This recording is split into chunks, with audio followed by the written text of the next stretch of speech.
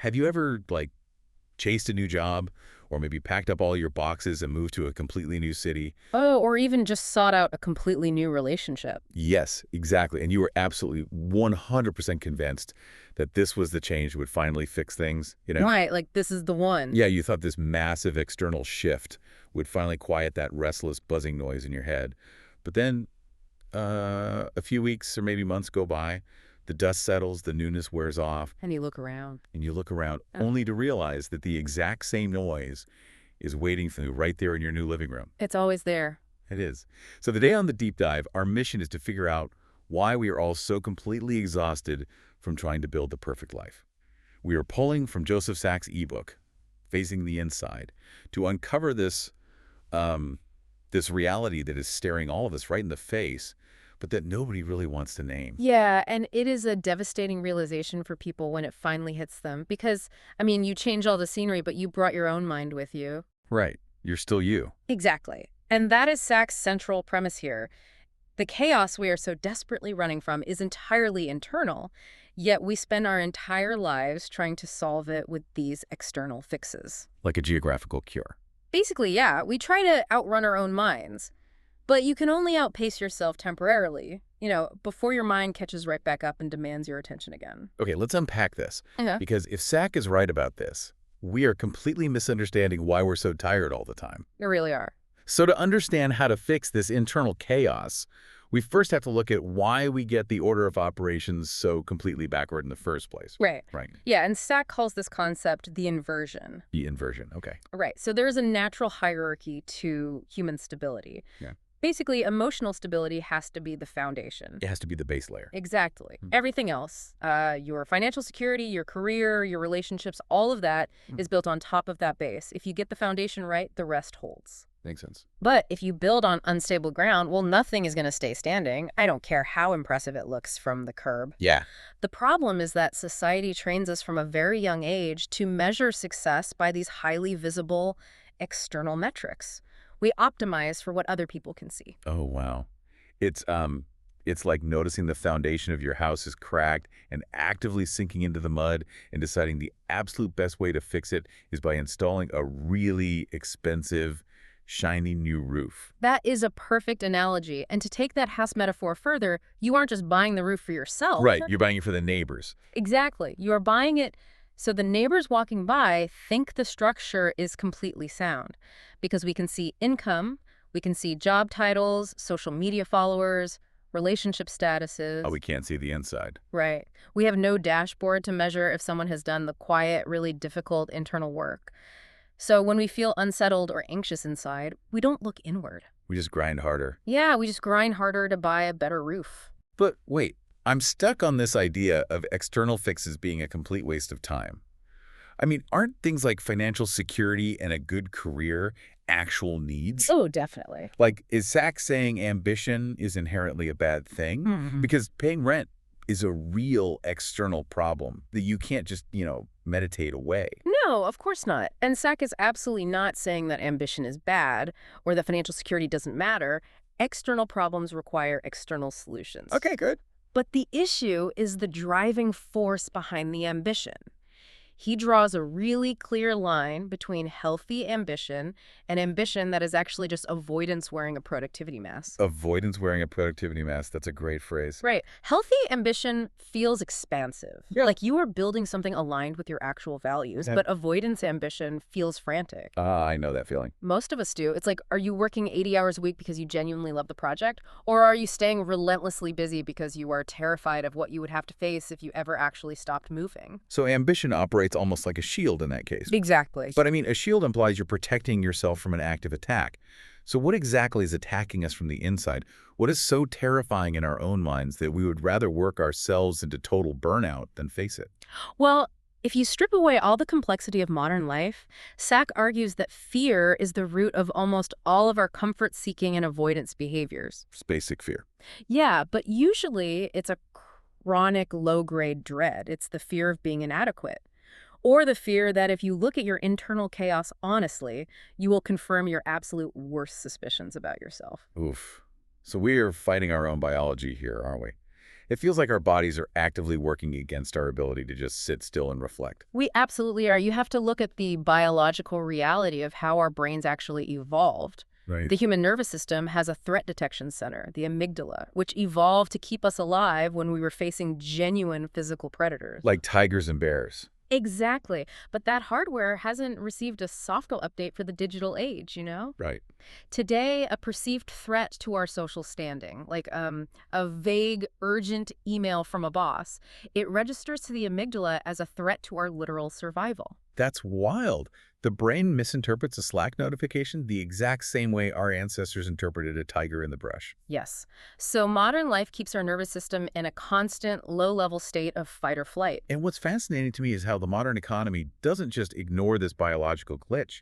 It actively weaponizes it. Oh, completely. Like, we've built this massive infrastructure, what Zach calls the distraction machine, entirely around our inability to sit with internal discomfort. And what's fascinating here is how explicit that design is. I mean, smartphones, social media algorithms, infinite scrolling, they are explicitly engineered to capture your attention the exact microsecond you feel a twinge of internal anxiety. Right, the second you feel bored or anxious. Boom, they offer a cheap dopamine hit.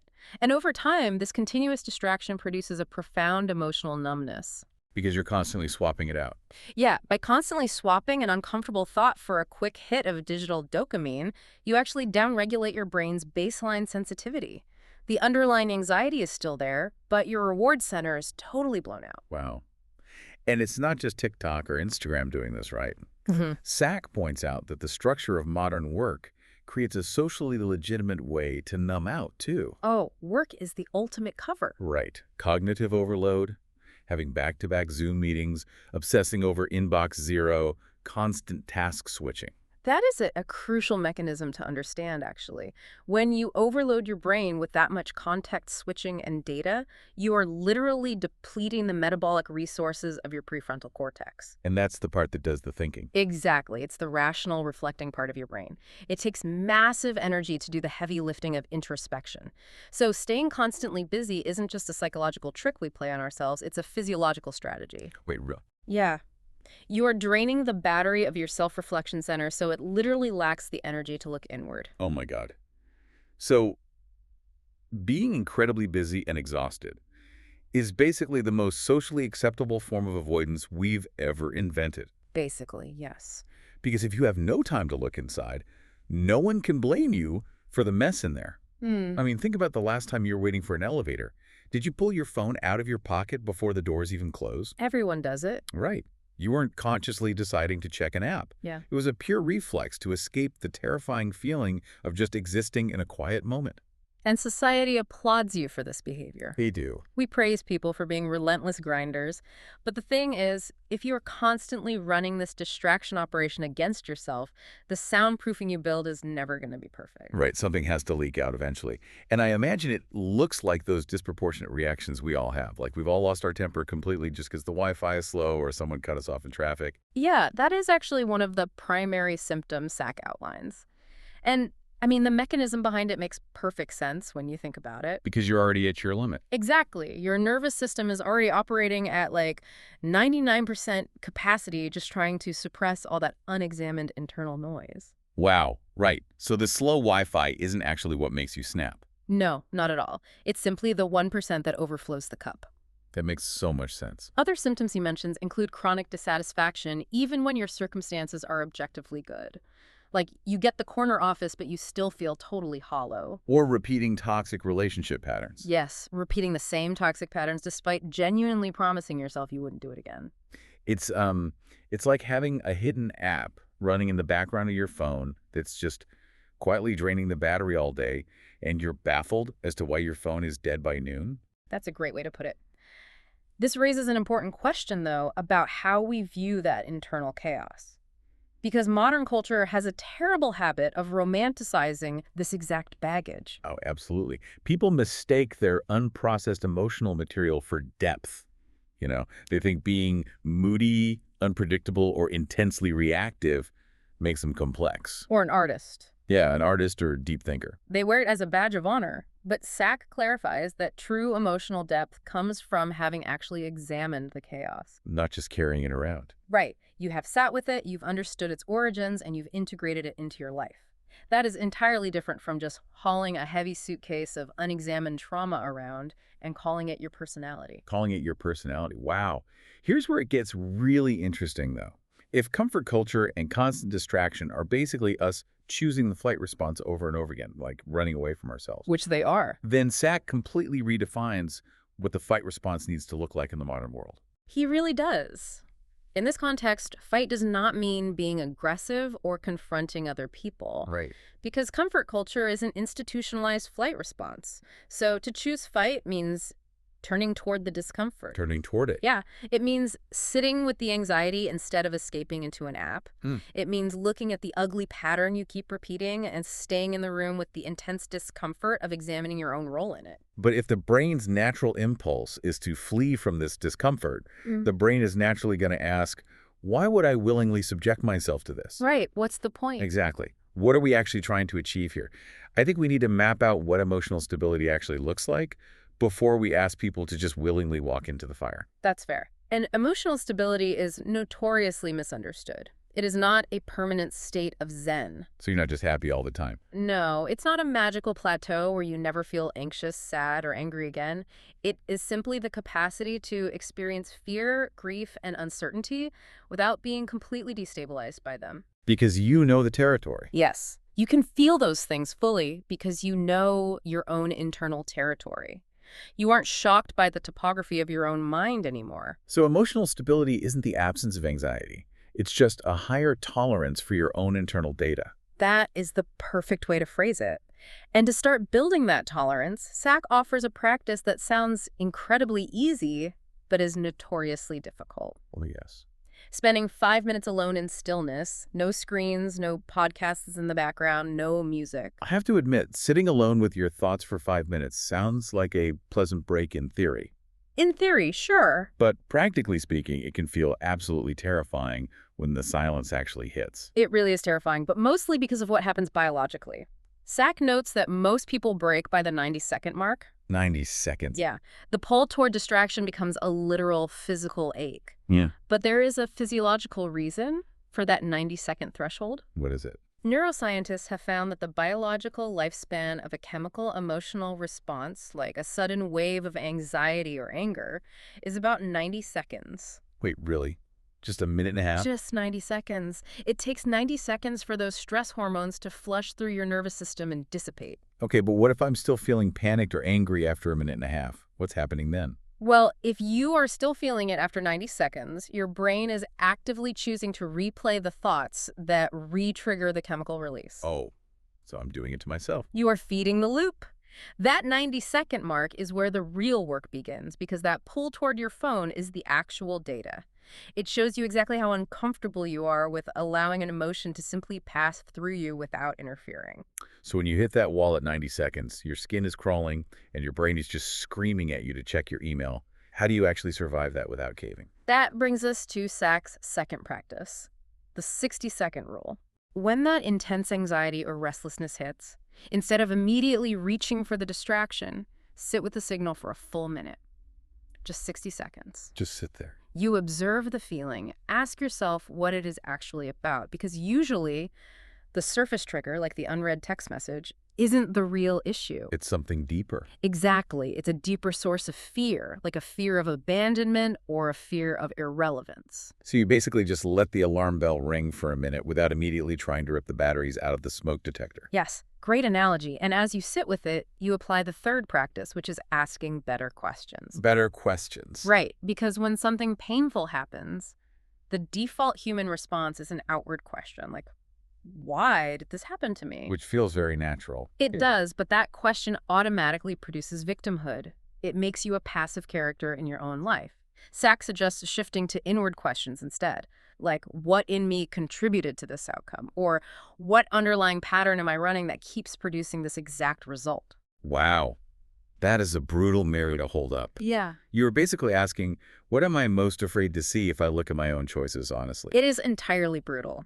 But as Sack points out, The quality of your internal life is ultimately determined by the quality of the questions you are willing to ask yourself. That makes total sense. Right. If you only ask superficial questions, you will only ever achieve a superficial stability. Okay, but if this 60-second rule and holding up this brutal mirror is so incredibly difficult, what is on the other side of that minute? Like, how does doing this terrifying internal work actually change the external life we were so obsessed with at the start of this deep dive? Well, it changes the driving force behind everything you do. How so? Rebuilding from the inside out means your external life transforms, but in a sustainable way. Take ambition, for example. We talked earlier about ambition as a frantic form of avoidance. Right. When you do the internal work, your ambition becomes cleaner. You aren't pursuing a massive promotion to prove to your parents that you are worthy of love or to quiet some internal panic. You're doing it for the right reason. Exactly. You pursue things because they genuinely align with who you are. The drive shifts from blind accumulation to intentional alignment. It's it's almost like switching from a combustion engine that literally requires constant explosions and friction to move forward to an electric motor powered by a quiet internal battery. I love that. Like you are still moving fast, but the mechanics of the engine are completely different. That captures the shift perfectly. The friction is gone. But perhaps the most profound shift SAC highlights is what happens to our Oh, relationships. this is huge. Because when your internal foundation is chaotic, you tend to use your romantic partners or your friends as emotional life support. Right, it's like co-regulation gone completely wrong. Instead of soothing yourself, Yeah. you use the other person as an external hard drive to just offload all your anxiety onto them. You are literally asking them to absorb your chaos. You choose partners who will constantly validate your victimhood or keep you distracted from your pain. And that's exhausting for them. Very. But when you become emotionally stable, you stop needing people to manage your internal state for you. You start choosing people for genuine mutual growth. You bring a whole person to the table. Exactly. You bring a whole person to the relationship rather than just extracting energy to fill your own void. And that completely redefines what it means to actually support a friend, too, doesn't it? Because true support isn't just offering endless sympathy, nodding along and saying, oh, you're totally right, your boss is evil, your ex is terrible. Well, endless sympathy often just keeps people comfortable and stuck in their patterns. True support is an honest presence. Honest presence. It's a friend who refuses to let you avoid yourself. A friend who actually has the courage to say, I see you running away from this same fear again, and I respect you too much to pretend I don't see it. Man, that takes a massive amount of vulnerability. But it makes complete sense. I mean, if neither of you are drowning in your own chaos, you can actually build a boat together instead of just clinging to each other to survive. Exactly. If we connect this to the bigger picture, building from the inside out is fundamentally slower. There is no instant gratification. There's no immediate dopamine hit. It's hard work. It is, but it compounds over time. The person who spends 5 years facing their internal chaos operates from a completely different platform of reality than the person who spends 5 years just chasing external achievements to feel okay. Right, because one is running an exhausting race that never ends, and the other is building a fortress that external circumstances cannot knock down. That's exactly it. So what does this all mean? If we look at the whole arc of what SAC is showing us, it really starts with recognizing our own inverted priorities. How we desperately try to build a shiny, impressive external roof over a crumbling, invisible internal foundation. Right. We have to recognize that the modern distraction machine actively preys on our biological fear of silence, handing us back-to-back meetings and endless social feeds as a socially acceptable alibi to avoid ourselves. It gives us an out. But we also have the mechanics to fight back. By understanding the 90-second biological lifespan of an emotion, by sitting with discomfort for just 60 seconds and asking inward-facing questions, these tiny, terrifying moments of turning toward the fear are what actually lay the concrete for true emotional stability, cleaner ambition, and relationships that aren't just mutual life support.